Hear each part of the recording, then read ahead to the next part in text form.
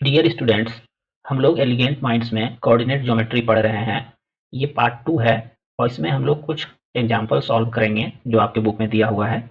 इसके अलावा आज हम एक्सरसाइज भी देखेंगे 7.1 और उसमें भी जो इम्पोर्टेंट प्रॉब्लम सॉल्व हो सकेगा अभी वो सॉल्व करेंगे। ठीक है, तो एग्जाम्पल 5 हमको इम्पोर्टेंट लगा है जिसको भी सॉल्व करना चाहिए हम लोगों को।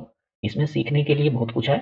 तो कोऑर्डिनेट ज्योमेट्री का जो कि आपके बुक में 7th चैप्टर है उसका एग्जाम्पल 5 बोल रहा है, find a point on the y axis which is equidistance from the point 6,5 and 4 - 4,3। ठीक है, मतलब हमको एक ऐसा पॉइंट चाहिए जो कि इस दोनों पॉइंट से सेम डिस्टेंस पे हो, लेकिन वो जो पॉइंट हम लोग फाइंड करने वाले हैं वो वाई एक्सिस पे होना चाहिए। इसका क्या मीनिंग है? इसको समझने के लिए हम लोग पहले ये समझते हैं कि जैसे ये एक्स एक्सिस है हमारा कोऑर्डिनेट सिस्टम में, ये एक्स एक्सिस होता है, जानते होंगे आप लोग, और ये वाई एक्सिस होता है। ठीक है, इस एक्स एक्सिस पे जो भी पॉइंट होगा, जैसे इस पॉइंट को अगर हम देखें और इसका कोऑर्डिनेट अगर हम लिखना चाहें तो क्या लिख सकते हैं? कोऑर्डिनेट 4,0 इसका कोऑर्डिनेट होगा। ठीक है, उसी तरह से अगर हम इसका कोऑर्डिनेट लिखना चाहें जो कि वाई एक्सिस पे है, इसका कोऑर्डिनेट क्या होगा? इसका कोऑर्डिनेट होगा 0,2। ठीक है, अगर इसका कोऑर्डिनेट हम लिखना चाहें, इसका कोऑर्डिनेट होगा 0,-2। ठीक है, ये आप जानते होंगे। एक्स एक्सिस पे ये ओरिजिन है हमारा, इसका राइट हैंड साइड में जो भी पॉइंट होगा वो पॉजिटिव होगा, 1 2 3 4। ठीक है, यहाँ पर आप गौर करिए कि एक्स एक्सिस पे जो भी पॉइंट्स हम ले रहे हैं उसका वाई कोऑर्डिनेट हमेशा 0 हो रहा है। ठीक है, वहीं पर वाई एक्सिस पे जो भी पॉइंट आप लेंगे वहां पर एक्स कोऑर्डिनेट उसका 0 होगा, और हमें पॉइंट किस पे चाहिए? वाई एक्सिस पे चाहिए ना। तो हम लेट कर लेते हैं कि हमारा पॉइंट पी ए पॉइंट और बी पॉइंट से इक्वी डिस्टेंस पे है और ये पॉइंट पी वाई एक्सिस पे है, तो इसका कोऑर्डिनेट क्या होगा? इसका कोऑर्डिनेट होगा, क्योंकि ये वाई एक्सिस पे है तो इसका एक्स कोऑर्डिनेट 0 होगा और वाई कोऑर्डिनेट हमको पता नहीं है, यही चीज हमको पता करना है।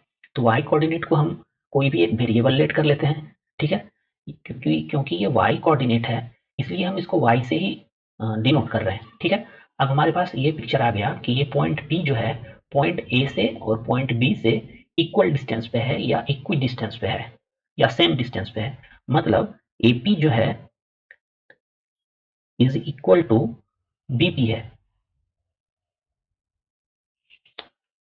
ठीक है, अगर हम इसी इक्वेशन को बोथ साइड स्क्वायर कर दें, क्योंकि हम किसी भी इक्वेशन को बोथ साइड स्क्वायर कर सकते हैं, तो हमारे पास जो आ रहा है वो आ रहा है AP square equal to BP square. ये कंडीशन है हमारे पास, और इस कंडीशन का यूज करके हमको ये पॉइंट पी फाइंड करना है। ठीक है, तो हम लोग यहाँ पे डिस्टेंस फॉर्मूला यूज करेंगे। डिस्टेंस फॉर्मूला आप जानते होंगे, किसी भी दो कोऑर्डिनेट के बीच में जो डिस्टेंस है उसको हम लोग डिस्टेंस फॉर्मूला से पता कर सकते हैं, और ये होता क्या है? D equal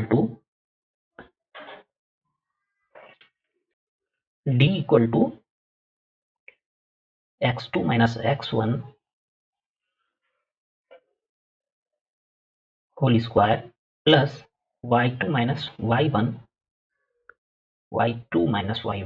whole square. ये डिस्टेंस फॉर्मूला होता है, हम लोग जानते हैं। अगर आप ये जानना चाहते हैं कि ये फॉर्मूला आया कहाँ से है या फिर इसका प्रूफ कैसे, इसको प्रूव कैसे किया जा सकता है कि दो कोऑर्डिनेट के बीच में डिस्टेंस ये होगा, तो आप हमें कमेंट सेक्शन में बताइए। हम इसके लिए भी एक लेक्चर लेके आएंगे जहाँ पर किसको आसानी से हम लोग समझ सकते हैं कि ये फॉर्मूला कहाँ से आया है। ठीक है, सिर्फ फॉर्मूला यूज नहीं करना है, एक्चुअली होना यही चाहिए कि आपको समझना चाहिए कि कोई भी फॉर्मूला कैसे ड्राइव हुआ है। ठीक है, फिलहाल अभी हम इस फॉर्मूला का यूज कर रहे हैं। अगर आप समझना चाहते हैं तो आप हमें कमेंट करिए, हम उसके लिए एक सेपरेट लेक्चर लेके आएंगे। अब हमको इस डिस्टेंस फॉर्मूला का यूज करके एपी और बीपी फाइंड करना है। ठीक है, तो ये बहुत ही आसान है। एपी हम फाइंड करने जा रहे हैं। एपी इक्वल टू क्या हो जाएगा अगर इसी डिस्टेंस फॉर्मूला का हम यूज करें तो? एपी जो हमारा होगा, ए का पॉइंट ए का कोऑर्डिनेट ये है, पॉइंट पी का कोऑर्डिनेट ये है, तो यहाँ पे डिस्टेंस फॉर्मूला आप लगाइए 0,6, ये -6 हो जाएगा, -6 का स्क्वायर प्लस y-5 का स्क्वायर। यही आ रहा है डिस्टेंस इस दोनों पॉइंट के बीच में, पी पॉइंट और ए पॉइंट के बीच में ये डिस्टेंस आएगा डिस्टेंस फॉर्मूला से।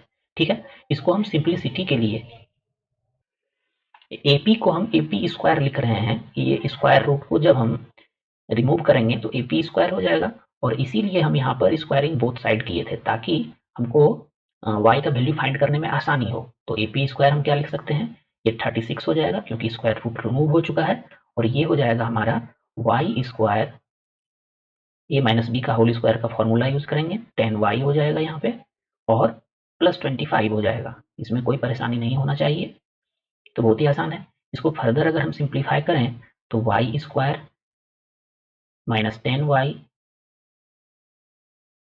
प्लस ये 36 और 25 को ऐड करेंगे तो हमारे पास 61 आ रहा है। हमारे पास AP स्क्वायर का वैल्यू हमको पता चल गया जो कि y के टर्म में है।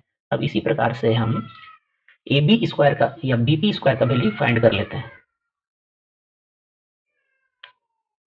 D पॉइंट हमारा ये है और P हम क्या लेट किए थे, 0, y लेट किए थे। ठीक है, अगर हम BP स्क्वायर फाइंड करें तो क्या मिलेगा, हम देखते हैं यहाँ पे BP स्क्वायर इक्वल टू मिलेगा 0 माइनस माइनस 4, मतलब 0 प्लस 4 मिलेगा, 0 plus 4 whole square plus y minus 3 whole square, ये मिलेगा। इसको भी हम सिंप्लीफाई कर लेते हैं पहले। इसको अगर हम सिंप्लीफाई करेंगे तो ये 16 हो जाएगा 4 का स्क्वायर, और a माइनस बी का होल स्क्वायर जब यहाँ पर हम यूज करेंगे तो ये हो जाएगा हमारा y square minus 6y plus 9। ठीक है, सही जा रहे हैं हम लोग। फिर इसको आगे सिंप्लीफाई करते हैं हम, ये हमको मिलेगा y square minus 6y plus 25। ठीक है, ये हमको मिल गया BP स्क्वायर, और हम प्रीवियस पेज से जो हम AP स्क्वायर का वैल्यू फाइंड करके लाए हैं वो क्या है, यहाँ पे नोट कर लेते हैं हम। AP स्क्वायर का जो वैल्यू आया है हमारा प्रीवियस पेज में वो क्या आया है, एक बार देख लेते हैं। y square minus 10y plus 61, y square minus 10y plus 61, ये आया है हमारा। इसी दोनों को इक्वल कर देंगे हम, तो हमें जो चाहिए वो मिल जाएगा y का वैल्यू। तो इस दोनों को इक्वल कर देते हैं। AP स्क्वायर हमारा कंडीशन था, AP square is equal to BP square. ठीक है, इसी कंडीशन का यूज कर रहे हैं हम। AP स्क्वायर है हमारा y square minus 10y plus 61 equal to BP square है हमारा y square minus 6y plus 25। ठीक है, यहाँ से हमको y का वैल्यू फाइंड करना है। अगर इसको नेक्स्ट स्टेप में हम ले जाएं तो y स्क्वायर दोनों साइड है, ये कैंसिल आउट हो जाएगा। यहाँ पे बचेगा माइनस 10y, और y टर्म को हम सभी को लेफ्ट हैंड साइड लेते आते हैं तो ये प्लस 6y हो जाएगा, और जो कांस्टेंट टर्म है उसको हम राइट हैंड साइड ले जाते हैं। ये 25 पहले से था ही, ये माइनस 61 यहाँ पे आ जाएगा। ठीक है, इसको और हम सिंप्लीफाई करें तो ये माइनस 4y आ रहा है लेफ्ट हैंड साइड में हमारा, और यहाँ पे कितना आ रहा है, ये आ रहा है हमारा माइनस 36। ठीक है, और इस प्रकार से हमको y का जो वैल्यू मिल रहा है वो मिल रहा है हमको 36/4 इक्वल टू, मतलब 9 मिल रहा है हमको y का वैल्यू। तो P पॉइंट का जो कोऑर्डिनेट हो गया वो क्या हो गया, 0,9। ये पॉइंट 0,9 पॉइंट A से भी सेम डिस्टेंस पे है और पॉइंट B से भी सेम डिस्टेंस पे है। ठीक है, अगर आप चाहें तो आप इसको फाइंड कर सकते हैं। आप इसका यूज करके 0,9 और P और A का डिस्टेंस फाइंड कर लीजिए और P और B का डिस्टेंस फाइंड कर लीजिए। आप इसको वेरीफाई कर सकते हैं कि ये दोनों इक्वल आ रहा है या नहीं आ रहा है। ठीक है, ये क्वेश्चन इंपॉर्टेंट था। अब हम लोग इसी चैप्टर का जो एक्सरसाइज है 7.1 है, इस 7.1 का फर्स्ट प्रॉब्लम कुछ इस प्रकार से है। Find the distance between the following pairs of point. यहाँ पे पेयर ऑफ पॉइंट दिया गया है और इस दोनों पॉइंट के बीच में क्या डिस्टेंस होगा ये पता करना है हमको। फिर हम डिस्टेंस फॉर्मूला यूज कर सकते हैं इस दोनों पॉइंट के बीच में डिस्टेंस पता करने के लिए। ठीक है, तो ये फर्स्ट और सेकेंड बहुत ही सिमिलर है, तो इस फर्स्ट को सॉल्व नहीं करके हम सेकेंड को सॉल्व करते हैं। ठीक है, अगर सेकेंड को हम सॉल्व करें, इसको हम ए लेट कर लेते हैं। ये जो पहला पॉइंट है इसको ए पॉइंट लेट कर लेते हैं, इसका कोऑर्डिनेट है -5,7। ठीक है, उसी तरह से हम सेकेंड पॉइंट को बी लेट कर रहे हैं और इसका कोऑर्डिनेट हमारे प्रॉब्लम में दिया हुआ है -1,3। अगर हमको ए बी डिस्टेंस पता करना हो कि इस दोनों पॉइंट के बीच में क्या डिस्टेंस है, तो हम लोग डिस्टेंस फार्मूला यूज करेंगे और इसको आसानी से फाइंड कर सकते हैं। अगर हम डिस्टेंस फार्मूला यूज करेंगे तो क्या हो जाएगा, हम x1 इसको लेट कर रहे हैं, आप किसी को भी कर सकते हैं, -5 को भी कर सकते हैं, -1 को भी कर सकते हैं। ठीक है, हम -5 माइनस -1 कर रहे हैं तो ये +1 हो जाएगा, इसका square plus y2 minus y1, ठीक है, या y1 माइनस y2 भी कर सकते हैं क्योंकि स्क्वायर हो रहा है यहाँ पे तो फर्क नहीं पड़ेगा। तो -5 माइनस माइनस 1 किए हैं तो यहाँ हम उसी ऑर्डर में करेंगे, 7 माइनस 3 होल स्क्वायर। ठीक है, देखते हैं इस दोनों पॉइंट के बीच में क्या डिस्टेंस हमको मिल रहा है। ये हमको मिलेगा -5 + 1 -4 का स्क्वायर क्या हो जाएगा, 16 हो जाएगा, और 7 माइनस 3 ये भी 4 आ रहा है, इस 4 का स्क्वायर भी 16 हो जाएगा। मतलब ए बी का जो डिस्टेंस है वो स्क्वायर रूट ऑफ 32 है। अच्छा, इसका यूनिट क्या होगा, ये डिस्टेंस है तो इसका यूनिट होना चाहिए मीटर, सेंटीमीटर, किलोमीटर, कुछ भी होना चाहिए क्योंकि ये डिस्टेंस है। लेकिन यहाँ पे कुछ भी इस तरह से स्पेसिफाई नहीं किया गया है, इसलिए हम इसको बस यूनिट ही लिख देंगे। ठीक है, तो ये हमारा सेकेंड प्रॉब्लम सॉल्व हो गया। ये सेकेंड प्रॉब्लम बहुत ही ईजी था। अब इसी एक्सरसाइज का फर्स्ट प्रॉब्लम का थर्ड पार्ट जो है इसको सॉल्व करेंगे हम लोग।